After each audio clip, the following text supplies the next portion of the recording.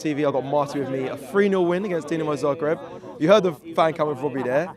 I think, where are you at with the performance overall for today? Are you just happy that we got the 3 points? What is the most important thing for you? Getting 3 points and beating a team at home 3-0 in the Champions League is always going to be a good result. Look, if they'd have come here and scored, they didn't have a shot on target. Draw, they didn't have a shot on target. We completely shut them out. Listen, the Dinamo Zagreb are the Croatian champions. Is there a gulf in class and a divide in the levels of football? Yeah, 100%. It's clear to see the Premier League is, without a doubt, probably one of the best leagues in the world, if not the best league in the world, which we play in. It's the most competitive, and you can see that in tonight's and see how we started. It was fantastic. I think a ball from Martinelli, plays it in the middle. I loved seeing Havertz's layoff, and then Declan Rice, what a finish, straight in the back of the net. Goalkeeper has no chance. And then this brings me to the bit of the game which I really don't like, and this is something that really pissed me off, if I'm honest with you. The away fans? Yeah, the away fans, and the whole thing and how the security was set up. Listen, in the home section, there was a load of away fans. And I was hearing this. I reckon there must have been 1,000 Zagreb fans around the whole of the stadium. Now, one, how are the security getting them through? Two, it's hard enough to get the tickets for this place as it is. So how are they getting the tickets? And then three, when I'm watching our players walking over to the corner flags and they're getting glasses, well, not glasses, they're getting plastic cups pelted at them, they're getting coins thrown at them, and then later on as the game turns, those plastic cups are being thrown up into the club level. There's being coins. I see women walking out with blood running down their face. Oh, seriously? Yeah. I saw scenes in there. And listen, this thing ain't back in the dark ages. We're not in 1985 anymore. This thing needs to be policed. I said to a steward, there was 5 Zagreb fans sat literally 2 rows behind me. When they came in and Zagreb are singing their songs, they're cheering. That's ridiculous, because when we go away, that is unheard of. When we went to West Ham and one of our fans cheered in there, he got dragged out and manhandled. But yet when I went to saw one of the security guards, someone else who was there with his son, he went, mate, there's 5. And listen, these guys look lively, right? And they turned around to the security guards. 2 of the stewards went up to him and went, you guys are going to have to get out. And they said, no, you can, I'm not going to say, I'm not going to swear on it, but and said, no, you can F off, and they went, and that was it. And then they're there cheering, and only at the Emirates could you have that. But then it comes to, listen, everyone's talking about these £100 million, but then I suppose they're coming in their their Dinamo Zagreb shirts. But then because obviously we have about 18 training kits to choose from, you wouldn't know whether it was one of our training kits. Anyway, and then you look at the stadium. Listen, this is 50,000. I think there's 50,000 people in here tonight. Yeah, everyone's, because it's just a bit cold, couldn't be bothered to come out and support your team. But then everyone expects these sign-ins, but this stadium isn't full. I don't understand that point either.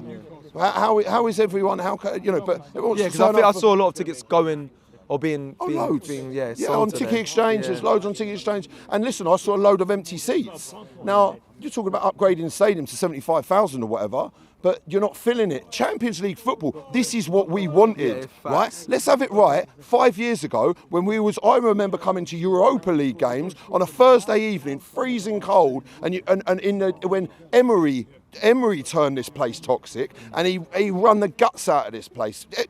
Unai Emery ruined this football club, right? And you had 30,000 people on a Thursday night Europa League. Right? And then tonight you've got 50,000 people in the Champions League. This is what we wanted. Why is that stadium not filled, and why is it not a rocking atmosphere? The one thing I will say about the Zagreb fans is they're chanting, they got it right, they don't stop all game. Why is that Emirates? Why is there like 3,000 or 5,000, but you can hear them more than us? Yeah. I did not get that tonight. I didn't understand that. It just kind of, for me, it took my head completely off of the game and completely away with the game. And it's something that just didn't, the whole situation just didn't, if I'm honest with you, sit right with you. With me. It really didn't. But then, listen, we played with a threadbare side. Mikel Arteta made the changes where he needed to make the changes. Kirill was playing, Jorginho was playing, he brought Tierney on, he even started with Zinchenko. And that, I really like to see that level of gaming management, and we put them away. We've done a job. You see Man City, they got beaten 4-2 by PSG tonight.